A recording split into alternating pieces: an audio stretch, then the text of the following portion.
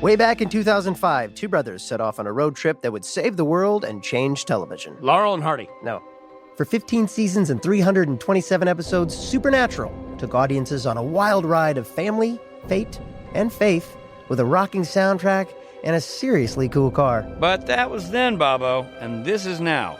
And yes, the show has quote-unquote ended, but we're not quite done with the journey. No, we're not. And that's why we're watching it all over again, or for Rob and me, for the first time, That's right. diving deep into every episode of Supernatural with the fine folks who made it. And we're taking you along for the ride. Whether you like it or not. I'm Rob Benedict. I played Chuck Shirley, a.k.a. God. Spoiler. Yeah, it is a bit of a spoiler, but hey, spoilers are fair game here. Fine. And I'm Richard Speight Jr., and I played the Trickster, also known as the Archangel Gabriel, and I did a little bit of Loki work in there. Okay, you know we're running out of time. Okay, well, we'll be talking about the entire series, so whatever we say, accept it. You've been warned. So buckle up and settle in. Because this, my friend, is Supernatural, then and now.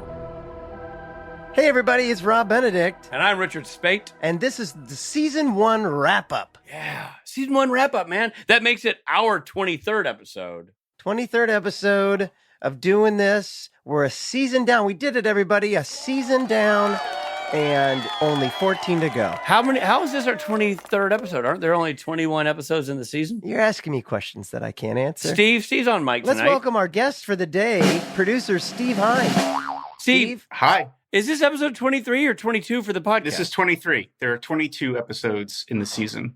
Wow. Yeah. Yeah, and you did it. Crazy. And I watched them all, and I clearly don't remember the details like there's I know. 22. That's why we have lots of notes so we can remind ourselves what happened. So this is we watched them all. We soaked it all in. Yeah. We dissected it all. We unpacked it, as Robbie likes to say. Yeah. And we survived and grew in the process. And now we're gonna break it down again and talk about the highlights. You know what I'm saying, Robbie? Yeah, the highlights. The highs and the lows. Here you guys are after season 1, and you guys do a dozen cons or so a year. Do you feel better equipped to handle the questions that are tossed at you now that you've watched all of season 1? Well, here's the problem with that. A lot of the questions are, if your character was a muffin, what flavor would it be? Poppy seed or blueberry? I mean, a lot of the questions are not exactly pointed about the episodes. Right. That is true. That said, what the art I see, and a lot of the shirts that have catchphrases. Yes. So some of the things that are just around. Yes. I now know what the hell they're talking about. Right. Same. Right. And we, I feel better equipped to answer the tree questions. The what? What kind of tree would you be? Liar.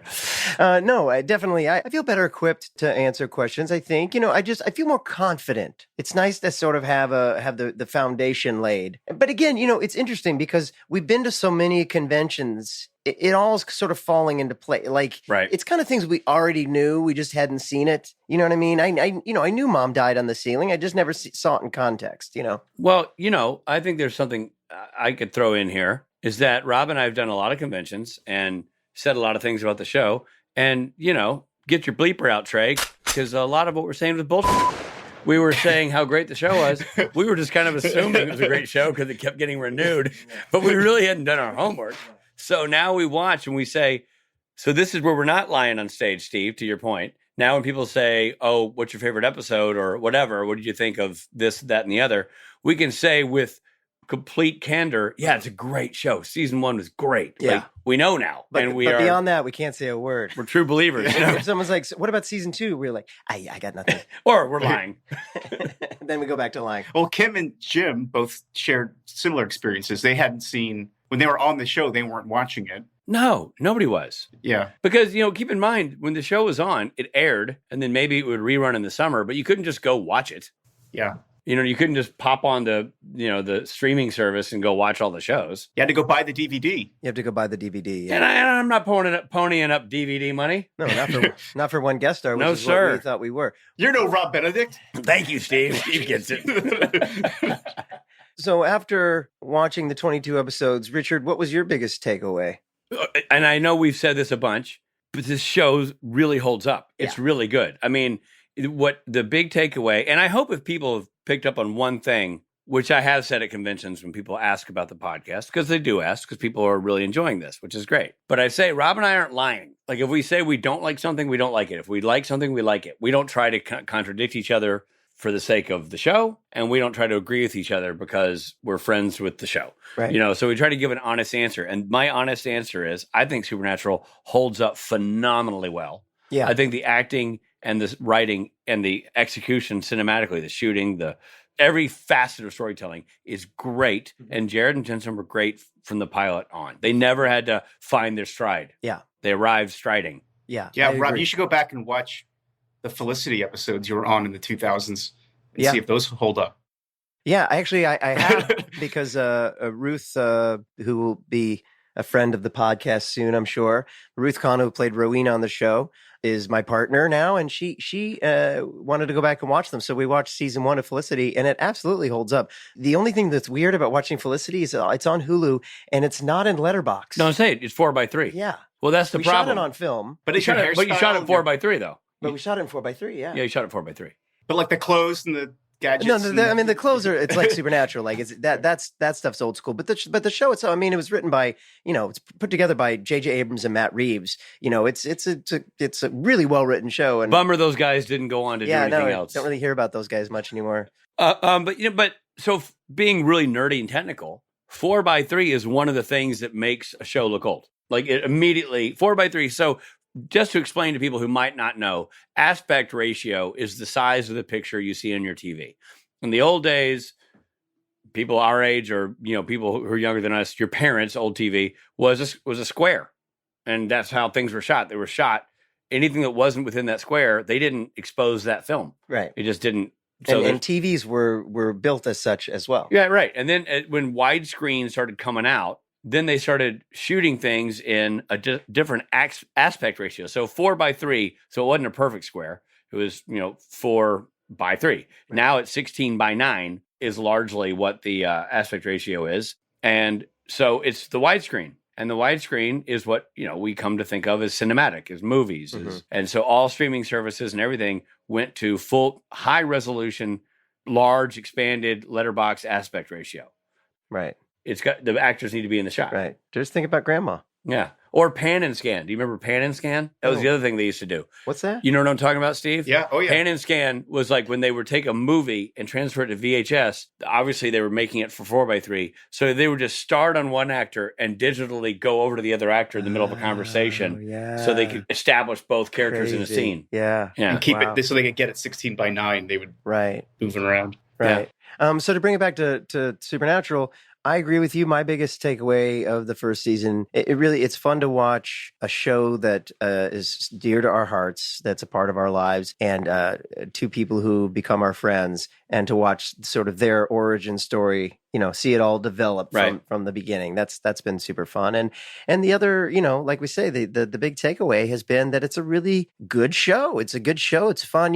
I feel like in all the retrospectives, people say, well, seasons one and 2 kind of a write-off because there's Monster of the Week. Like, I loved it. Oh, I that's loved great. the Monster of the Week thing, and I love that it's very, again, it reminds me of those old Pulp Fiction books. Sort of is almost like a comic book. You love the superheroes, and every episode they're fighting off a new bad guy, and that's been fun to watch.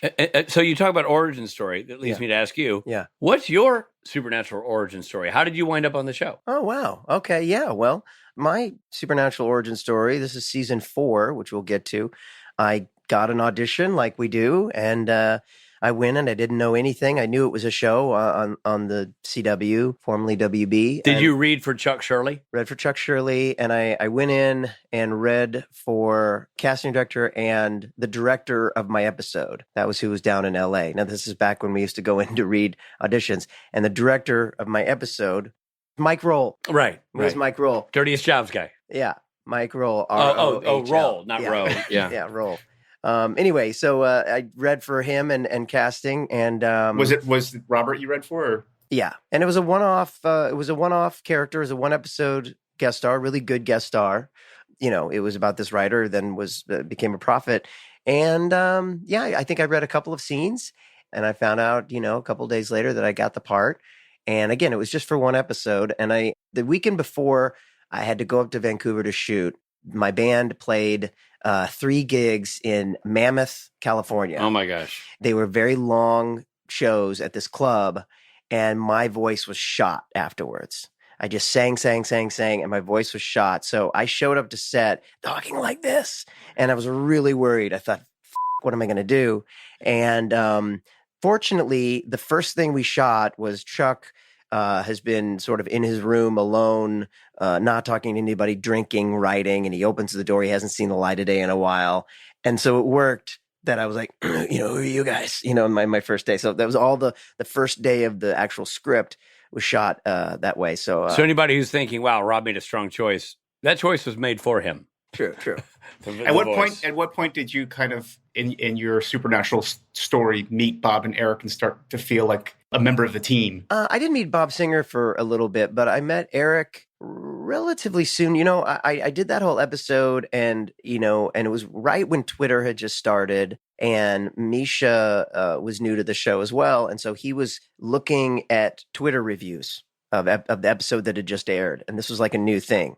I'm like, what are you doing? He was like, I'm just looking at like what people thought of the show. And he said, they're gonna like you. The fans are gonna like you. They're gonna like your character. I'm like, really, you think? And at the end of my script said to be continued. And I was like, well, this is kind of exciting. So it does say to be continued. And then later I find out that every script said to be continued. I got the same mind when I read my script, like, to be continued. Daddy's on a roll. Yeah. Like, no, he's not. But sure enough, I did the same thing. My first episode aired. I looked at Twitter. People seemed to like it. And then sure enough, I came back. So it wasn't really until, to answer your question, Steve, it wasn't until the next few episodes that I came back to do. That's when I eventually met Bob, and I met Eric. Eric actually directed me. He didn't direct very much, but I got to work with him. He directed, I think, 2 of my episodes.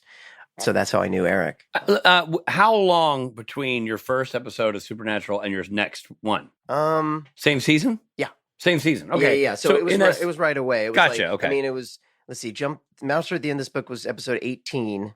And then, my next one was 22. Okay. So yeah, 18 and then 22. Amazing how quickly you can just recall that. And then I was in the first episode of season 5. So 22 was the last of season 4.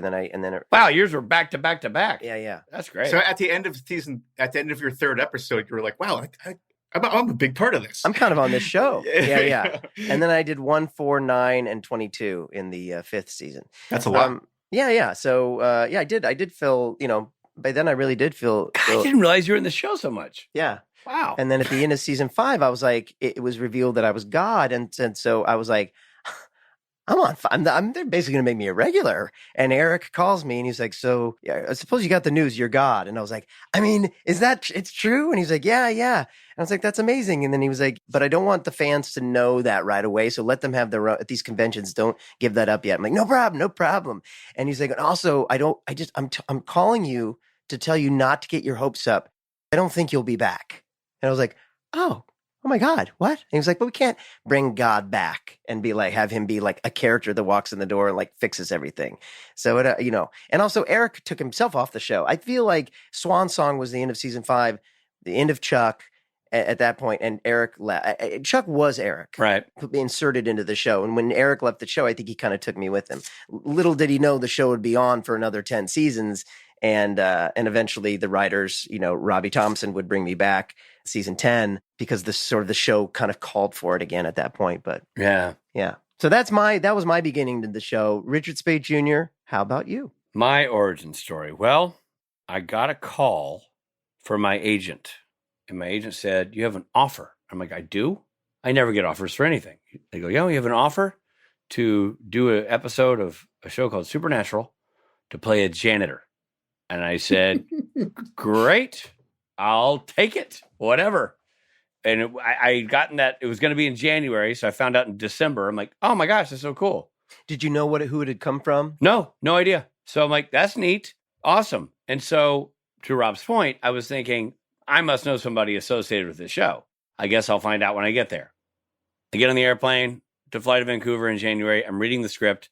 I'm like, oh, I'm not just any janitor. I'm a janitor with special powers. This is really cool. Wait, so you accepted the part before you read the script? Dude, I would do that now. It's not like I'm picky.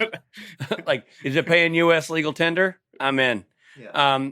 Like I said, especially at that phase of my life, I think that's the first offer I ever got for even like a friend's short film. Like, it was early on. And so I was like, oh, great. And I was reading the script going up there, and I'm like, oh, it's interesting. That's, kind of way cooler than just a janitor. I get there, I shoot the show, I have a great time. It's super fun. They kind of let me do my thing, but I don't recognize anybody. I don't see anybody who's anybody that I would know. And I'm like, okay, weird, but all right. And so I finish my episode. I don't die, but I don't really have any expectations to come back. I'm like, oh, cool. There's my one.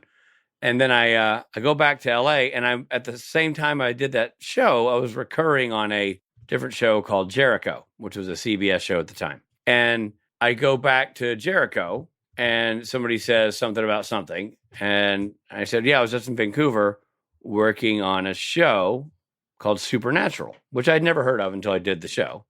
The person I was talking to was the director of the episode of Jericho we were working on, and it was Guy B. Oh, wow. And I said, I did the show, Guy, and I don't know anything about why I got the offer. It's super cool. But I'm not big enough to be like some great stunt cast. So there has to be some reason why I got this phone call. And Guy goes, well, I have a cast and crew list at home. Do you want me to bring it to set? And you can leaf through it. I'm like, yeah, it'd be great.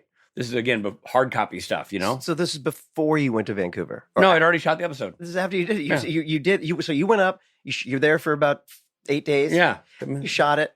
But I didn't see anybody I knew. So Wow. I'm like, I don't know anybody here. And that was back when we did table reads. We did a table read around the speakerphone, but it was Eric Eric Kripke, the only person on the phone, So I'm like, all right. I get the cast and crew list. I'm leafing through, and I see executive producer Bob Singer. Well, Bob Singer, months earlier, had directed me in a World War II pilot that we shot in England, and it didn't get picked up. Well, I guess it wasn't months earlier. It would have been a year earlier, but it didn't get picked up. But we had had this epic time for, 14 days of shooting and outside of London, an amazing experience, and all hung out all the time. We hung out shooting. We hung out in the bar afterwards because we were in a tiny little town outside of London. So it wasn't like we were all going off all the time. We were all together. And I played an alcoholic medic in that pilot. So nothing funny at all. Whereas this character I'd been offered in Supernatural was humor-based. And I was like, this has to be from Bob Singer, even though this seems off brand from what I did with the pilot. It has to be Bob Singer. So I sent him an email and like, hey, Bob, I think I owe you a thank you for an episode of TV you hired me for, Supernatural. I assume that was you who made the call. And if I'm right, thank you, because it was freaking awesome. And he emailed back a while later. He said, oh, good. I'm glad you had a good time. Would you be interested in doing it again? Because I think we're going to bring you back. I'm like, oh, great. But there's a pretty big gap between my episodes. So I did one in season 2, and it was the next season when I came back. I think you didn't come back till season 4. No, I did season 1, 2, and then 5. I wasn't in season 4. 2, 3, and then 5. Sorry, 2, 3, and then 5. Gotcha. So I did season 2, 1 and 2, 1 and 3. Mm-hmm. Okay, and for those, because I've not seen your first episode yet. I can't wait. But when are you at the very beginning when you're the janitor? Are you Loki? Meaning, yes. You're Loki. I'm already, yes. The audience doesn't know that, but yes, when do we find out that you're Gabriel? Oh, season 5. Gotcha. Season 5. So you're Loki in season 2, season 3. Correct. Not yet revealed as Gabriel. Correct. So that was that. That was my origin story. I realized it was a Bob Singer. Bob Singer was the reason why I was there, but because I never saw him up there, it took me a while to figure that out. Wow. Fantastic. So here's an origin story question. What is the Rob and Rich origin story? So that's a complicated question. When did you guys first meet? And then at what point did it become like, oh, we should do things together? 2 different answers to that, right? 2 different answers. Because Rob and I have known each other tangentially for decades because we're the same age, same type. Right. So 2 young men moving to Los Angeles to go out on auditions, we were in the same circle. Right. I used to see Richard all the times at commercial auditions, and he booked a lot of commercials. So I kind of knew him as someone that, like, if you came in the room and Richard was there, I was like, God, this guy's going to get it. And Rich kind of knew me. I knew you from, you were on Felicity, which is a big deal show. And then you did a pilot for a buddy of mine. And like, I would just see you in rooms. You're we just like knew each other because of just being in the biz, Yeah. And so we'd cross paths a couple of times. We make jokes about it, but like we'd kind of like cordially cross paths. Like, oh, I know you, man. Like, hey, good to see you. Yeah. Always very friendly to each other and that kind of thing. And it was not until conventions that we actually spent any amount of time. Yeah, it was weird. It was like, we always kind of knew who each other were. And it was the sort of thing. Rich is always really good about like, hey, man, I know you, and then, but it wasn't really until we didn't really connect and bond until Specifically, we did a convention together in Rome. I got in a day early and spent the whole day together touring Rome and really clicked. I think that's when we realized, like, I would sort of watch his, I knew you're funny, but your energy is funny, but also sentimental. And when you're talking to audiences, right. So it's its own thing. Yeah. And at that point, I don't think I'd even established how to run my panel. Like I was still finding my vibe, right. If you will. But then when we started walking around Italy and we're like making each other crack up, right? Yeah. Which is a rare, anybody out there who has that friend, and probably everybody has that friend, where the senses of humor are not in competition with each other. They are just like ice dancers. They just move together. And so the jokes complement each other and the humor is shared. And it was like, oh my God, that's so fun. Yeah. And we were both funny and both appreciated funny people. Right. Some comic type people are real territorial. And how did that evolve into kind of like, at what point did that evolve to not just like being a participant on a panel, but like actually hosting cons and like piloting conversations? I'll tell you it's sort of a long storied journey to how we ended up being sort of the main staple of conventions. Just a quick Cliff Note version is one time we randomly got put on a panel together. Like, it's that simple. Like, because they would randomly go, okay, now, this person, Richard and Aldous Hodge are doing a panel together or whatever. So it ended up being Rob and Rich. And we don't have stories from the show together because we didn't do the show together. So we were just doing our usual goof around stuff. And it was super funny. We just were playing off each other. And that became an obvious thing that worked really well for us. And we knew it. So then we would hope we'd get paired together. And then they would pair us together occasionally, not all the time, but sometimes. And it came time to where I'd been hosting karaoke in these other parts of the convention and sort of rebuilding what those elements look like in the convention circuit overall, with, at this point, Matt Cohen as sort of my right arm. And then Rob had a band, and he had this whole other thing going on with being in a band, and he played a couple of concerts at the conventions. And I'm like, they came to me and they said, we want you to host. It was Vegas a million years ago. We wanted to host in Vegas. And I said, I'll only host if you let me, I'm not hiring, but let me hire the band. Like, I want to create like a thing. And then Rob can be my comedy partner. And then the band is the band. And then we've elevated this intro walking onto crickets and tumbleweeds while you make that lonely walk across stage to take the mic and answer questions while sitting on a stool. It was like observing surgery. So we took this whole thing and sort of amped it up. And they were cool with it. They had a couple of caveats, like they wanted more of a cover band, so we changed the name of the band, put them all in costumes, and took them from Loud and Swain rock act to the Elastic Waistband cover act. Yeah, lounge singers. Our slogan was they were voted the 4th best act in Las Vegas 3 years ago. Yeah, and then we would always say like there were actually only 3 bands participating. But yeah, so that became this thing, and then that over through the years kind of shifted. We lost the Elastic Waistband and just made it Loud and Swain, and then created this thing on Saturday night where the band plays a show with actors guesting, a la The Last Waltz with the band. And and that's called the Saturday Night Special. So it's kind of morphed into that. But as soon as you took over, as soon as we hosted once, that was it. Like once I hosted, and it was a bigger production number, like I wore a suit and you guys were all in your, costumery, and it sort of had our still finding our sea legs vibe.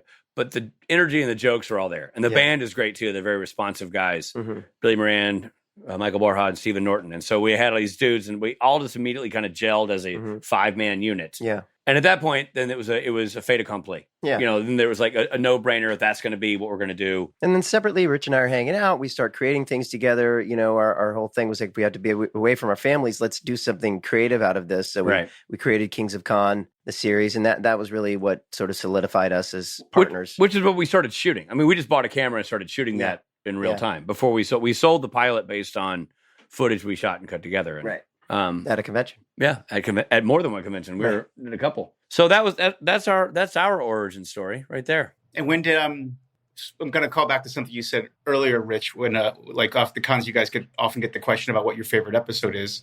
Like kicking it back to the series, now that you've seen all of season 1, what was and this is a question for both of you, what was your favorite episode in season 1? I have to do my Rob invitation and go to my notes. Wait, what episode of Supernatural, of the podcast? Supernatural. But season 1. Of season 1. Just season 1. Gosh, it's really hard to pick a favorite. Do you know? Huh? Do you know off the top of your head? No. What's yours? I have a hard time with it too. I have like a couple that I could say because gosh, you can only pick one. You're in a yikes. Okay, I'm gonna say you're in it. a hostage situation. All right, I got it. Dead in the Water. I thought Dead in the Water was. I mean, it didn't have the pilot money, right? So it was a normal episode of TV, and it's just scary as all daylights. Yeah, creepy kids and great story, and Amy Acker. Yeah, Dead in the Water. Yeah. Geez, Phantom Traveler. Which one's that? That's episode 4 on the plane. That's the airplane. That's a great one. Yeah. That's been that was the other one I was going to say. Yeah. Phantom Traveler was great. Which, by the way, aired right after 1-2 Punch. Right. Dead in the Water, Phantom Traveler. And it really established Kim Manners as a director and then Bob Singer as a director. Right, so both their voices are really strong. Bob is Phantom Traveler's Bob's episode. Right. Yeah.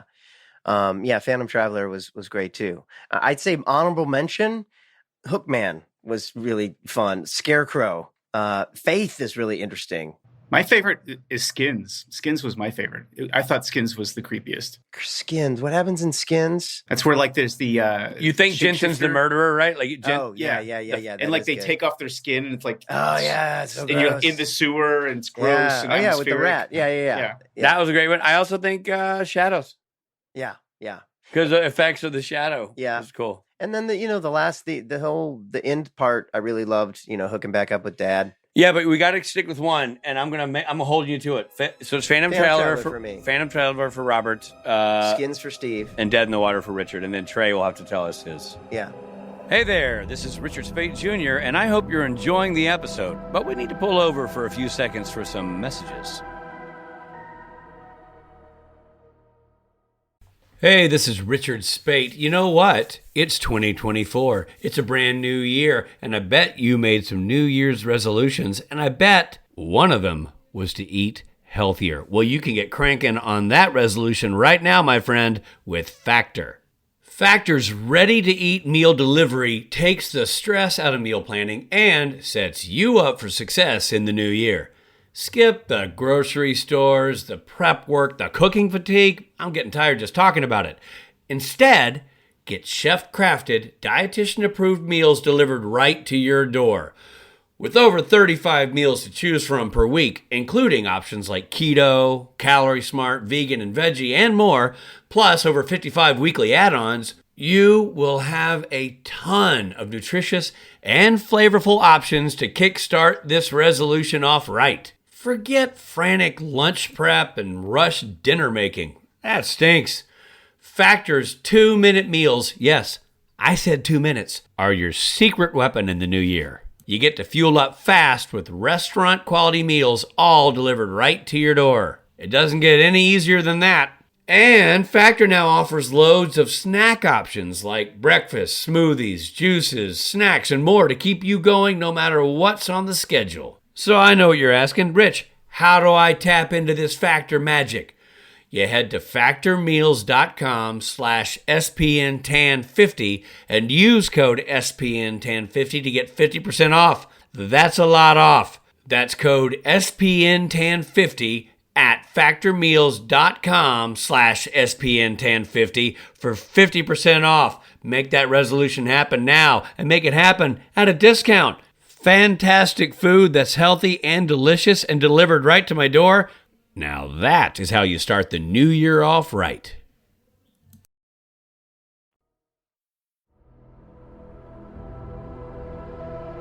Thanks for listening. Now back to the episode. Speaking of Trae. Yeah? What? All right. Well, we actually have another guest who's joining us. This is a person that we give a shout out every episode because he's the wizard who edits these together. I could have sworn you said poo. Nope. It really sounded like you said he's the wizard poo. I'm just calling it out. Yeah, I call him the wizard poo. But you say, "What's up, Booty?" It's Trae Budde. Trae. Hey, what's up, guys? What's Hey, Trae. up, dude? Nice to see you. You too. Yeah, man, it's been a hot minute. Yeah, it has. Trae lives with your voices in his head like So sorry. Dude, all the several time. hours a week. Yep. well, you're now part of the podcast here because we've officially announced you. So this is now a 4-man show. Yeah. Hey, my first appearance behind the mic. Yeah, this is Trae.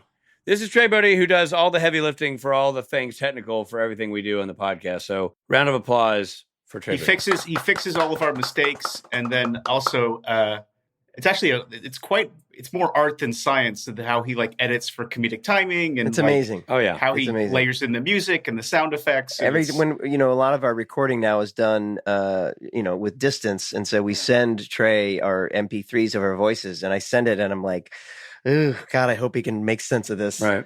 Put it together, and he does it. And he also he's enhanced both of our hairlines, so we no longer need to use toupees. He That's just right. digitally fixes them. Yes, for anybody watching, which nobody's watching because it's all audio. That's for us. Ah, right, gotcha. So Trae, here's our question to you. You've had to sit through everything, way more than the audience has had to sit through. I assume, have you been watching the show? This is the question I don't know. Have you been watching the episodes? I have actually. I originally wanted to do it episode by episode with you guys, but then I kind of started binging it, and now I'm on season 3. Okay, great. That's awesome. That means we win. Hooked another one there, Yeah. Robbo. Well, okay, so then erase season 2 and 3 from your mind. Yes. Focus only on season 1. Okay. You have to now add your voice. I'm not going to tell you what we said. You have to pick your favorite episode in season 1. It's I think is it Shadows where we see Meg Yep. and the like shadow demons, and he's there in the sewer kind of hanging by the one arm and all that kind of stuff.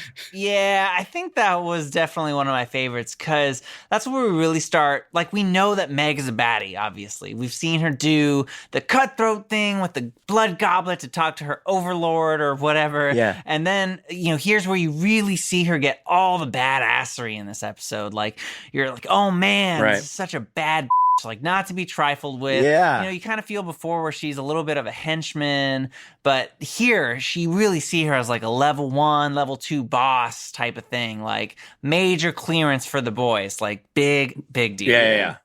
Okay, now I'm going. I love it. I'm going off script here, Robbo. Okay. Oh boy. It's not listed on producer Steve's notes, but everybody now has to say their least favorite episode of season 1. Ooh. Yeah, you got. This is for real.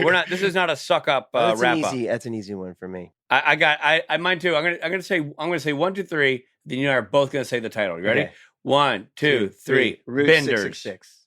That makes sense. I get it. I could have gone that way. So Rob said Route 666. Yeah. And I said Benders. Yeah. I didn't mind Benders. You disliked it more than me. I tell you, both episodes we didn't like had a strong redneck theme. That's true. Boys. The killer car, I didn't buy. Yeah, a little mater on a bad day. Yeah. All right, Steve Hein, to you. I would say Route 666 as well. I think, I love a good creepy car, but I think it was just too far-fetched to make it a racist truck. Yeah. Also, let's not forget the scene where the guy's running from the truck and opts to stay on the road and not go in the tree line where the truck absolutely could not have gotten. Yeah. There's lots of obvious places to jump. You could be. It's like he was like in an open field and like just ran in a straight line. And the other thing that Rob and I thought was so funny was when she's in the house and she's petrified. I'm like, Yeah. that's not that scary. The guy like revving outside. Yeah, he's like, he goes to every side of the house. Yeah, that's what and she's Got like, his brights on. oh, if only I had a second story. Oh, I do. I can just go up there.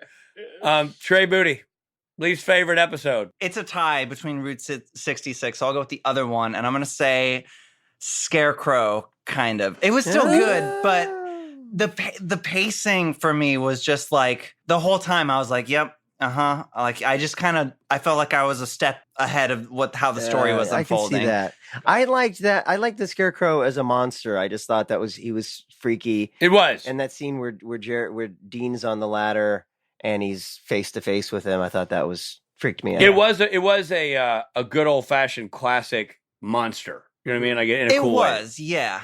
But you're referencing like before they have the big showdown where he's going to investigate in the woods. Yeah. When he's on the ladder. That was kind of one of the moments for me because I was like, well, if it's me and I'm like, I already have suspicions on the Scarecrow. Like, why? I'm just gonna get rid of the Scarecrow. Like, right. Right right. there.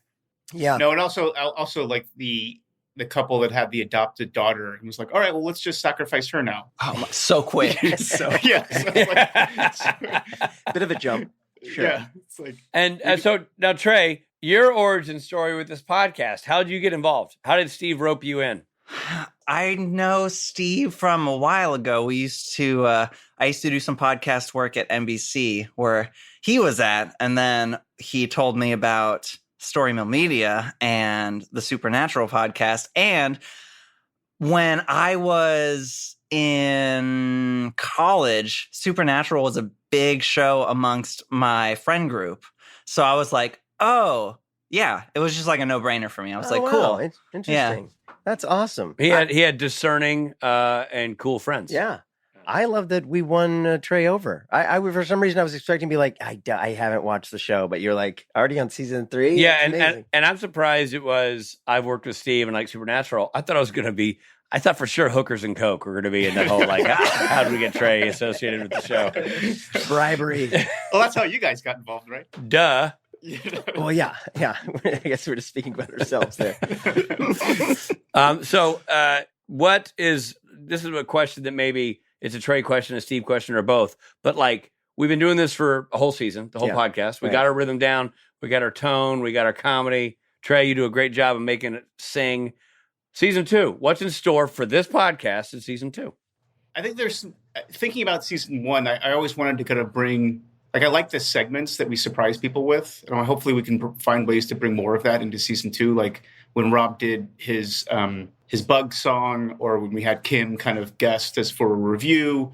Like I like when we, because we have our standard format. We have you guys open it up, you do the summary, you intro the guest, you have a guest interview, right? And then mythology fun facts, we wrap it up. But I always like having things that kind of mix it up a little bit and kind of do unexpected things for the audience. So hopefully we can find more opportunities for that in season 2.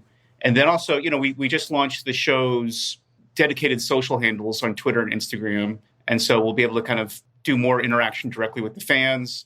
And then, we're exploring doing some merch based on kind of some of the fun stuff we do in the podcast. Thank you. That's exciting. Waiting to hear the merch, the big M. Lots of people asking about that. Now, Trae, you may have been connecting to audio when this happened, but when Rob was introducing you, he accidentally slipped of the tongue. He was trying to say he's the wizard who does all these technical things. The show together, but the show together. He accidentally said he's the wizard poo. So actually didn't, but that's what it sounded like to Richard. So now it's permanently the wizard poo. So I can't wait to have like your black and white silhouette with the wizard poo underneath, because that's a shirt I'm wearing. You know what I mean? Like, I think there might also be a "What's Up, Booty." Oh, there's definitely a "What's Up, Booty." Well, I think who wouldn't want a Rob and Rich gave me 2 full beards bumper sticker? Yeah, 100%. For sure. Yeah. Bumper sticker, because the kids love bumper stickers. Throw that on to smack on an Uber as it leaves your driveway. Throw that on your Camry. There's so much great merch, though. So many great merch. Yeah. One more thing we're looking at the podcast is also, and some of the people have tweeted at us about this, is a membership tier where for a few bucks, getting things like commercial-free episodes, early episodes, bonus content. We're exploring kind of what we could offer people that's super cool. And so, what about video clips? Look at this magic. I'm looking at you guys. Possibly. Yeah. Possibly, we record these things on Zoom. I'm looking at Rich and wondering what his eyes actually look like. I'm looking at Robbie and thinking that's a dope hairpiece. And I'm close to it. I barely see the netting. But maybe some of the Zoom sessions, we could throw those up. I just like watching Trae laugh. It's nice to have fresh ears over here. You get to see us smoking joints as we do the podcast. No, that's exciting. That's good. That's exciting. Man. That's a lot. I love it. So here's what I want to know.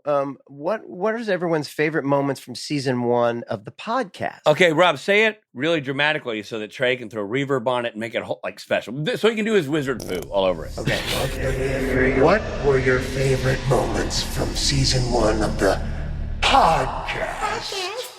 God, there's so many times that I have busted up laughing. Mm-hmm.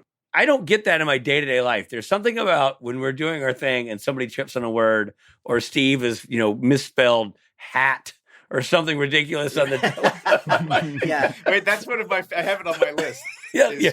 When I misspelled dark angel as dark angle. The L word, dark angle, and of course Supernatural. I think it's dark angel, but well, this is dark angle.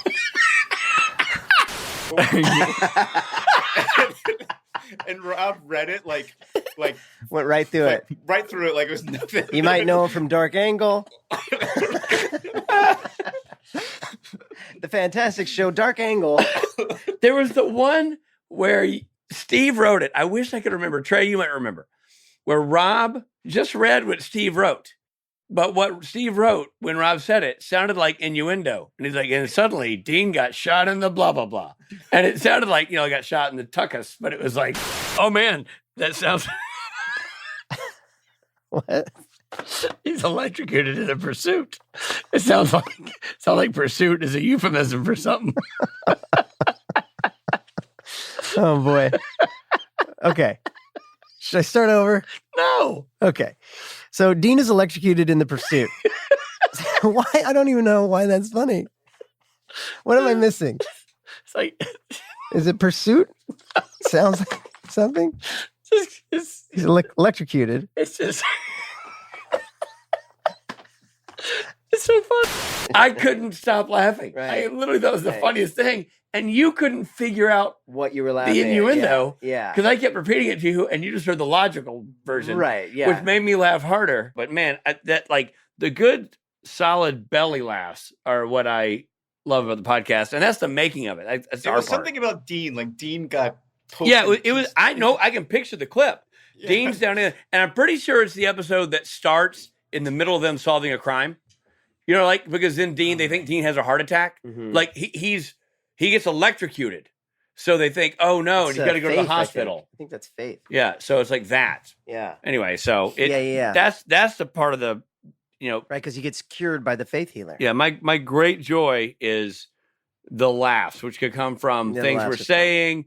The improv parts, Steve's horrific spelling when he's typing, which by the way, and then our horrific ability to pronounce names of the guest cast. Man. Oh man, we owe a lot of apologies to people who are on this show. Yeah, we're on Supernatural, and we have to announce their names. We really butcher it. 104 with Serge Laducour or during the interview was so, and you're like, I've known you for 15 years. I've never said your last name out loud.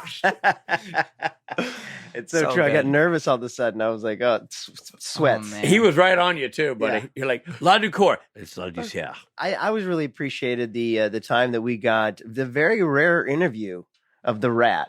The Rat was good. Yeah, the Rat was good. He doesn't do a lot of interviews. No. So he sat down with us, and that was really... Yeah. Well, the good news is he comes back in future episodes, so we'll that's great.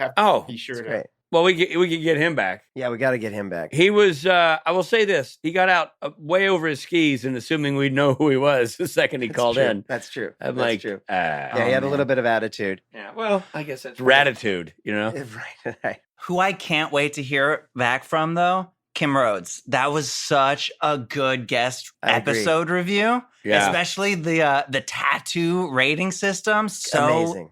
Eloquent. She was a hoot. She was hilarious. She was great. That was on my list too of favorite things this season was Kim's review. And just overall, I like the idea that we're bringing in people to help with the review segment. I think that's a really clever idea. I mean, we did Matt and Kim, but that could be myriad people. So many people. Yeah. So that's exciting. Especially if your favorite character doesn't appear until, season 8 or whatever. We'll get that person on earlier. Exactly. Before we pass the show on to our children. Exactly. To finish for us.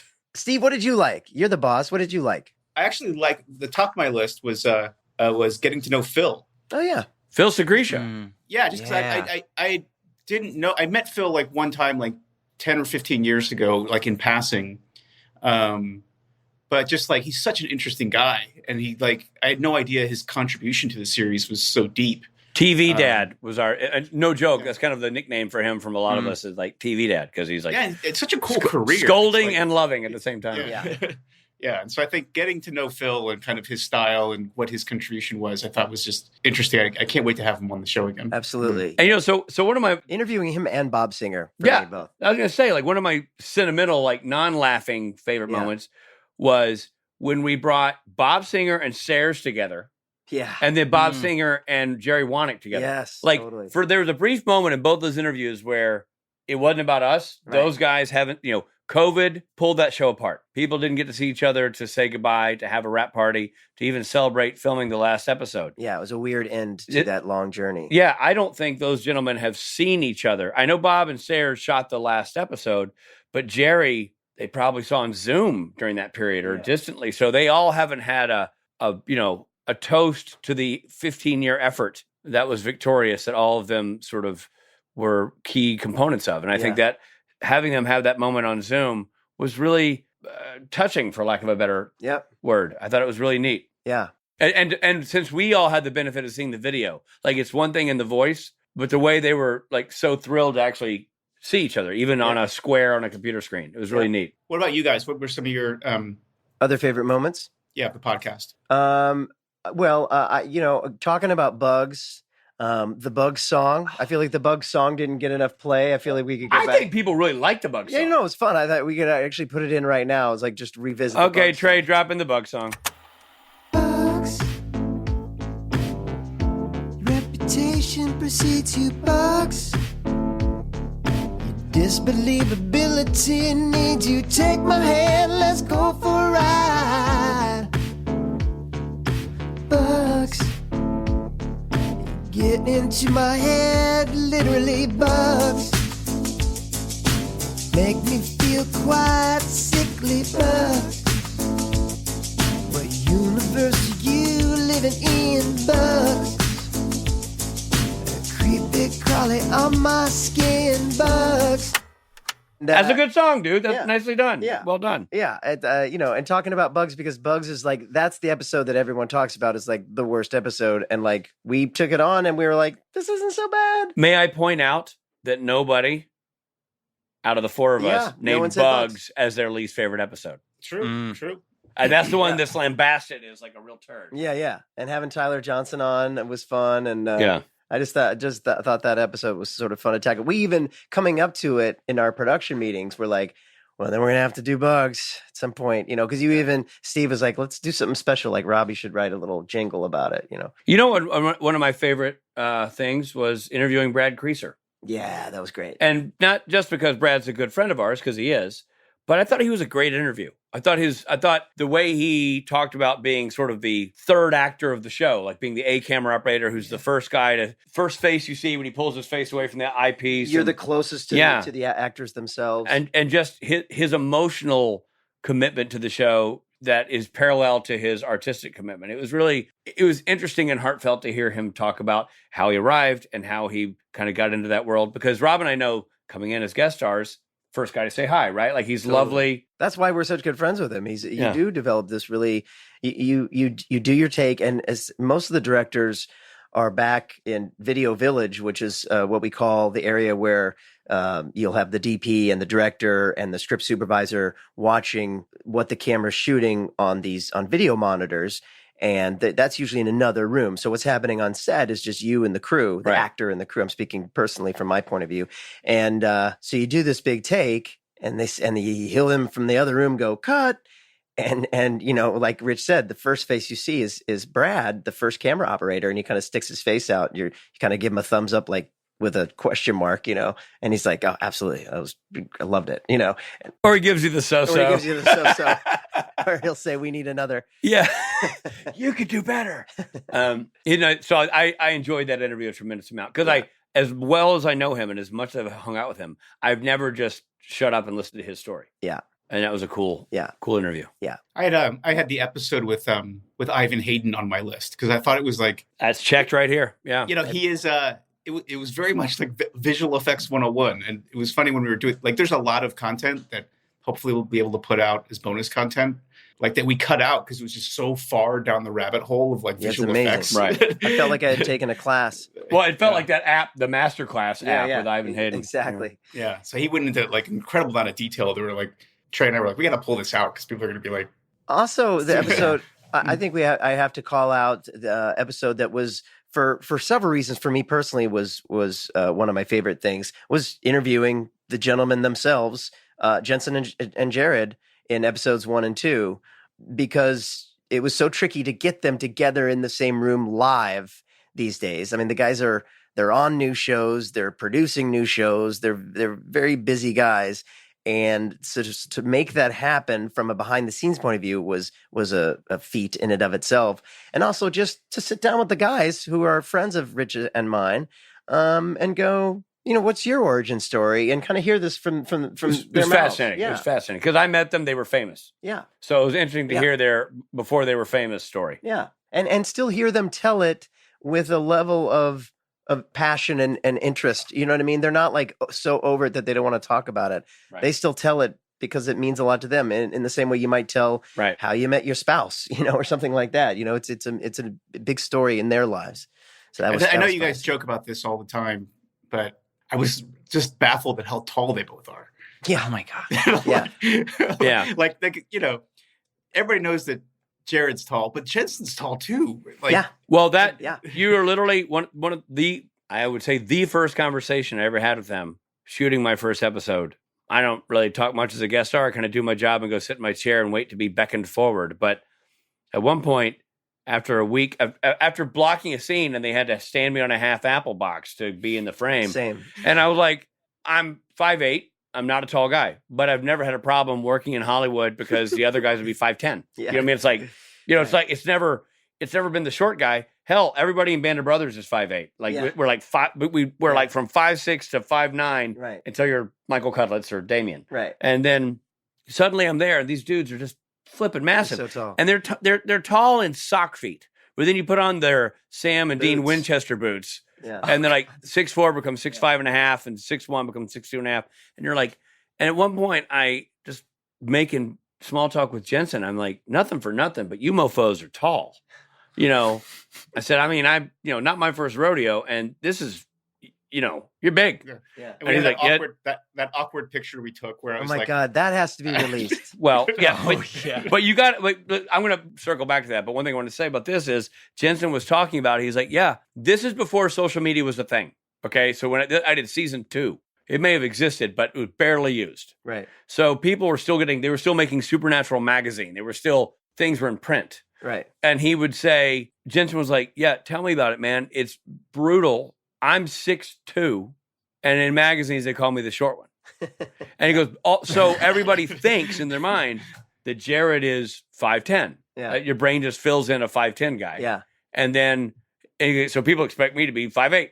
Yeah. And he's not. He's, like you say, he's genuinely tall. It's trippy. Yeah. There's a picture that they sell at the conventions, and it's from an episode I did called The Real Ghostbusters season 5. And in that picture, Jared is leaning down to my character and telling me something. And you could tell he's leaning way over at his waist. So he's almost at a 90-degree angle. And in that picture, I'm standing on an apple box. Oh, no. That's hilarious. So I've got here, this is the picture we have to release someday.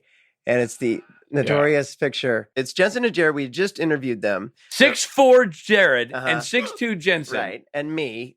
5'7" Rob. That's right. And so I gave you an inch. Someone's going to take our picture. And for some reason, Trae and Steve goes for it, thinks that we're leaning down and putting our hands on our knees. And so the picture is all of us standing straight up and the two of you kind of. And Trae, you got a half lean, and Steve leans all the way down as if to say, hit the button quickly because I'm going to vomit. Like you were leaned over. And it makes no sense because, Steve, how tall are you? I'm 5'9". Okay, yeah. And Trae? I'm 6 feet. Yeah, so you are in the stair step. You're still towards the bottom, guys. Yeah. And like it's unbelievable. So and Jared and Jensen, who by the way take photos nonstop all day long, are like whatever. They're doing the lean down bit and just put their hands on your back. Same, me too. Because I was like, all right, they want to lean down. That's fine. And I was like, but at no point, who took the photo? I don't know who took the photo. Nobody thought to say, hey guys, stand up. No, you don't need to do that. Because again, we take hundreds and hundreds of photos with people, and they do random things. Did you think that Steve was about to pass out, like he was having a moment? No, I just thought I don't know. In the corner of my mind, I was like, "What are they doing?" Okay, I'll just go with it. So what was going through my head? So say if it was just us taking the photo, and we had huddled together, and like you were standing behind me, I'd squat down to like create some clearance for you guys everybody to be in the picture. Like I thought it was going to be like a tight picture. Steve. There was nobody behind it. Literally, like if somebody to your right, somebody to your left, and nobody behind you, and And just the fact that, like, I could have stood on my tippy toes. You could have still seen Jared. Yeah, I was also going to say, like, who are you going to who are you trying to give Jared? Like, his nipples can see over you. Like his belly button. I mean. Oh my God, that's on a t-shirt. That's also on. Man, we have to get that picture. Sticker. That should be like the photo when there's finally a official podcast photo. Right. F the fact that I'm not in it. That's gold. Well, I think subscribe to the podcast just so you could see that picture. Yeah, when we finally have a pay site. When we have a pay site. Yeah, it's worth it. Okay, well, I mean, this has been great. The other thing we're going to do is fun facts. For fun facts. Yeah. We're going to do fun facts about each other. Right. We have fun facts that hopefully are fun.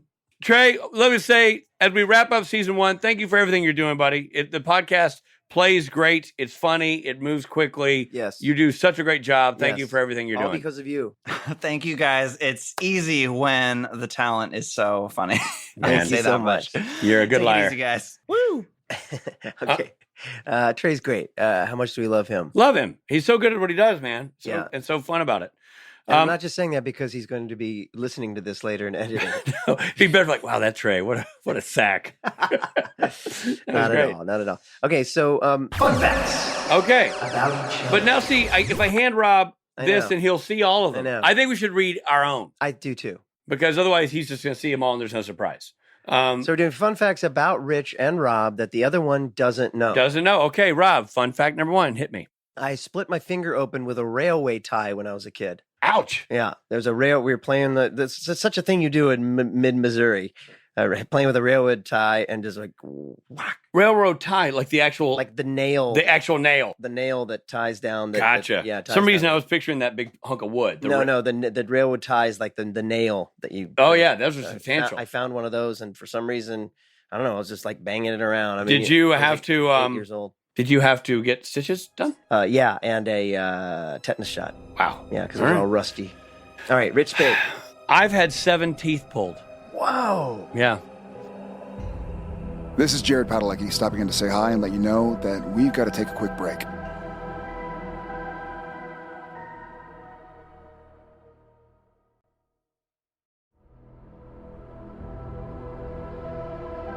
Thanks for listening. Now, back to the episode. Back in the day, now that like my kids have had braces and they don't pull teeth anymore, they put spacers in to allow your teeth to grow in. Well, Chief, you're a year older than me, but I had braces. I had braces. I'm saying like I didn't have spacers. When Steve and Fletcher my son started getting prepared for braces, the doctor was like, well, they have teeth coming in and they don't have room for, so we put spacers in the teeth so that all teeth can grow in properly. They don't remove teeth anymore to make room for teeth. Right, yeah, I didn't know they did that before. Oh, they did. And they removed, I had 7 teeth pulled. Don't worry about Miss Speight, we'll just pull them. Well, it may explain why I'm so inbred looking. You know, you're always saying. Is that why you look like the kid from Stranger Things? Exactly. Or the banjo player in Deliverance. Which were they back teeth that were pulled? Yeah, I mean, there's the wisdom ones, which so you count those count. Right. So I think there's 4 of them. Yeah, I didn't get mine out. 3 permanent. You never had your wisdom teeth pulled? I got all my teeth. Damn, you got a big head. You got room for that all this shit in there. Yeah. You ever have your wisdom teeth pulled, Steve? Yeah, I had my 4 wisdom teeth pulled. Yeah, so I had my 4 wisdom teeth pulled, and then I had 3 other permanent teeth pulled to make room for my own. You only got what, 13 teeth? Not a crap. That's why I can't eat corn on the cob or apples. Really? No, not well. Wow. Okay, number 2. Yeah. I was in the last episode of Mad About You. I played a pizza delivery guy, and I was cut out. Oh, man. Yeah. Were you mad about that? I was. It's a mad about joke. Yeah, it was a big deal because at the time when you got the job, you're like, oh my God, it's just like TV posterity. And season finale. Like, that's going to be a big deal. For those of you who may not know, Mad About You was a very big sitcom in the 90s. Helen Hunt and Paul Reiser. That's right. Right. Who's now kids might know from Stranger Things. Yeah, I was in the last episode and I was cut out. All right. I feel your pain. That sucks. That's crappy. I forgot myself because I put it out of my memory. Yeah. God bless therapy, right? Yeah. I broke my nose playing baseball. Wow. When I was 11. How? I missed a pop fly. We were out. It was during warm-ups, and I lost it in the sun. Yeah. And the kid behind me goes, I got it. So I dropped my arm. Yeah. Bam, baseball in the nose. And this is not a soft baseball No. like they use sometimes for younger No. This leagues is now. Nashville where they pull teeth and made Good old fashioned. You pull your teeth and make you go hit the face. So I broke my nose. I walked over to I'm bleeding. My parents knew a doctor who lived down the street. I drove down there. He looked at my nose like, yeah, you broke it, but there's nothing we can really do. I went back to the game and hit the game-winning double. Look at that. With my broken nose. Make a movie That's of a that. real man. Yeah. That's a real man. That was my great athletic story. I have heard that story before. Damn I it. did already know that. So I'm winning 2-1. Shoot. He texted me earlier today and he's like, there's not much about me you don't know. And I was like, well, that's true, actually. Yeah, I know. Okay, this is something about me that you don't know, Rich. All right. What I had for breakfast today. I'm going to go with kefir and granola. That's a great guess. However, it was banana And oatmeal. and peanut butter. Peanut butter on the banana. I have that for breakfast often. Yeah, it's pretty good. I like peanut Actually, butter it was and banana. actually almond butter, but yeah. Okay. Well, I stand behind my kefir gas. It wasn't terrible. Yeah. All right. I have a mild fear of dogs.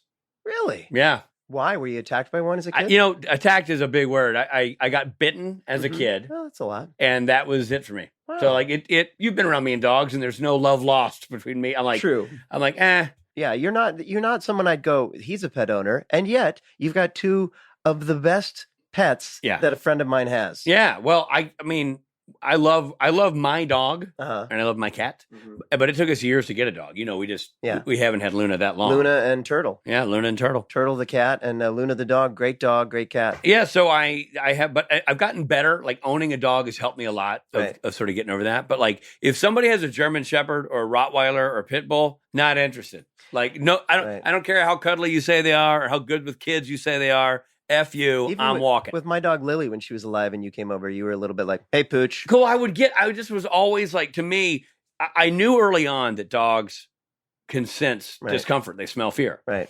And so all my life, it was a running joke with all my college buddies. When we would walk down the street and a dog would see me and start barking, because I have a chemical reaction when I see a dog of like, not a small dog, but like a bigger dog. And I'm like, Right. And they know that. And they immediately go like, well, why are you so skittish? Arf. Right. And the vet says that's what killed Lily, was the lack of love. So guys, lack of love from people she rarely saw. Exactly. All right. Fun fact number 4. Well, so that was, we've given away 3 fun facts, right? Yeah. Okay. Number 4, I was a Pinewood Derby winner. Son of a bitch. I never won. Yeah. I had a hell of a car. But I had a great time making a Pinewood Derby with my dad. That was a great father-son activity. Same. It was when my dad was still around, and he worked in a shoe company that made shoe braces. Right. So he had all these like tools in the back. So we went back there and we made it. And this is, if you don't know, this is when you're in Boy Scouts. This is something you do, the Pinewood Derby races, and you make your own car. They give everybody a block of wood and wheels and some graphite. And anyway, and you couldn't go over weight or length. You had certain dimensions you had to adhere to. Right. And you make your car, and then you put it at the top of a ramp, and you race it with another kid's car. I too was a Pinewood Derby winner. Is that right? Yeah, and my father and I took great pride in like the dimensions of the car they give you. Like the wheels have to be like a certain space, and like the car has to be a certain length. Yeah, and then a certain weight. We would shave the car down to be as like the body of the car to be as thin as a pen, and then hollow out the inside and fill it with lead. Yeah. And so the body of the car itself was the size of like a Sharpie, and it would have the wheels, and it was full of lead. And so it was like so aerodynamic, it would shoot down like a bullet. Yeah, it weighted like a. Yeah, and then my dad he would spray paint it again and again and again, and we like jet black. I still have the car somewhere. Yeah, that was the fun part. You could actually paint it and stuff. And so it'd be like he put like 10 coats of paint on it, so it was like almost looked like plastic. Wow. Yeah, I remember. I wish I still had my car, because that was one of the few things I would have liked to have kept. We did like racing stripes on it and the whole 9. It was great. Same. Yeah. Didn't win. Had a great time. Yeah. What's your 4th fact? My 4th fact is, ironically, not unlike your fact, is that I also got cast to play a pizza guy in a sitcom, not a well-known sitcom. It was called Meet the Torkelsons. I got hired to play a pizza delivery guy. At the time, I had long mutton chop sideburns. I got the job, but I'd auditioned for it, and I didn't hear for a week. So I had shaved my sideburns. And so I said, this is so exciting. I can't wait to do it. And the agent was like, yeah, they thought you were hilarious and loved the sideburns. And I said, oh, well, I trimmed the sideburns. And he goes, oh, hold on. And he hung up on me, made a phone call, called me back and said, you're fired. Oh my God. Oh my God, that's the worst. I got fired before I ever set foot on set because what they really wanted was a guy with sideburns. Yeah. And I'm like, you couldn't just slap a pair of sideburns on me? That's what makeup's for. Yeah, whatever. That's ridiculous. I'm sorry about that. Yeah, well, you saw what happened to the Torkelsons. Well, down the toilet. I think your pizza delivery guy, am I mad about you guys, should have his own show. Doesn't Misha like have his way with a pizza delivery guy in the show? In something happens with that. Yeah. I feel like there's going to be a lot of pizza delivery guy jokes based on this whole thing. Okay, last fact. I was voted most likely to be mistaken for a freshman when I graduated from high school. That's genius. Yeah. That's really that's great. And did you always say because you had college? like a baby face? Did you have a baby face in high school? Dude, I was very, very small. If Rob shaved, if he went in another room and shaved his beard and came back on camera, you'd go, "Hey, buddy, is your dad gonna come back in?" Like he's a very young. I have a young face without the beard. Also, I was very short. I was very, very short. I guess a slow growth. And I was just very, very young looking. And actually, the fact is, for anybody from my hometown of Columbia, Missouri that's listening, my high school was sophomore, junior, senior. We didn't have freshmen. Oh. It was 3 years in the high school. That's even funnier. So it was most likely to be mistaken for a sophomore. Oh, so I thought it was even funnier than like a visiting freshman. Right. My fifth fact, I have never, ever dealt street drugs. Never? Nope. Come on. No. Never dealt pot, never sold cocaine. Wow. Sheets of acid. Wow. Well, never had a side gig selling illicit narcotics. Well, but illegal pharmaceuticals. No, I didn't even get into the pain pills until recently. Until recently. Yeah, I was gonna say, but kidneys. You've been selling those since like hotcakes. In fact, my business is called Hotcakes with a Z. And everybody knows that hotcakes means used kidneys. I saw Dope Sick and immediately started selling the narcotics, opioids. I can say honestly, I never have either. I bought them. You sure have. There, ladies and gentlemen, are our personal fun facts. The hardcore supernatural fans get to the supernaturals. Yeah. Well, keep a list now because next year we'll have to do more Robin Rich fun facts. Yeah. So now I'm going to have to have more than 12 hours notice and really think about stuff. Well, you just made a meal for, what's the Twitter handle? RDJ Fan Zone? RSJR Fan World. RSJ Fan World. Or hashtag Jealous Rob. Yeah, the Richard Fan Club. The Richard Fan Club. Yeah, they have like a whole week's worth of content now. Daily. Yeah, man. God bless Rain. The woman does great work. With very little, by the way, for a man who's, Yeah. I feel like there's nothing out there about me. She finds it. Yeah, she can prove you wrong. And hey, for my person out there, soon to be, I mean, whoever's out there who hasn't picked up the mantle yet, to Rob World, Bobby World, Bobby Bobo World. He or she is out there, Rob. They're just in middle school right now. They're in middle school. They'll discover me. Yeah. Someday I might be dead and gone. But your Twitter person will come. The posthumous website for Rob Benedict. It'll be more of an in memoriam. Anyway, this was fun, Steve. Thanks for having this idea to have a retrospective episode. And thank all of you listeners for being with us for all 23 episodes. Absolutely. Season 1 has been just a delight, and we're just plowing into Season 2. Obviously, this is just the beginning. We got so much more to do. We can't wait. No, we're fired up. Now we're in the zone. Now we're in the groove, and there's more coming, more guests, more fun. Merch. You heard Steve talk about it. Mm-hmm. And thank you guys, the two of you, for loving it so much. Because I think, I listen to a lot of the other rewatch podcasts, and oftentimes, you can kind of smell that the hosts aren't really that into it, but you guys have so much fun with it. And I think it really comes across that you love the fans. Well, thank you. I appreciate that. We do love the fans. And thank you, Steve, for letting us do what we do. Yeah. We get to sort of come here and be fun and goofy and honest. We're really glad Misha said no so that you came to us. Yeah, exactly. It would have been a completely different podcast, which, It would have been just way tamer with a load more viewers.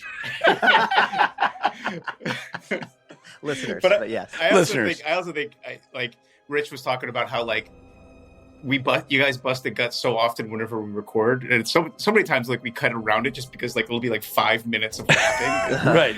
And it's I actually look forward to it because it's the one time of the week that I laugh so hard that I cry. I agree.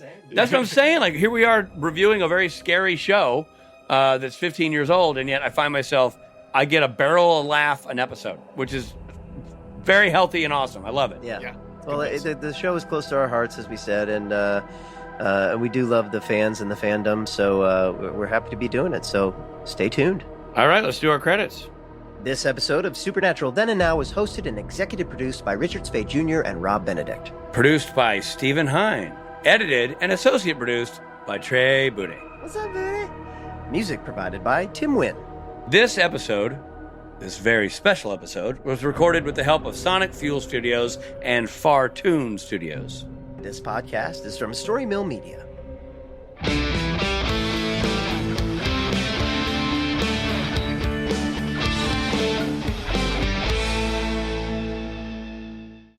Great. That Awesome, was super fellas. fun. Hey. The Wizard Boo. I played a pizza delivery guy. You peed a place of what now? But what in God's name were you two, Trae and Steve, thinking?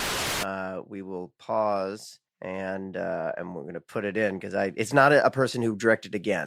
Robbie never forgets a director. He's one of those guys where if you work with Robbie, you direct Robbie, and you have that sort of magic chemistry that gets captured on film, Robbie's going to know your name.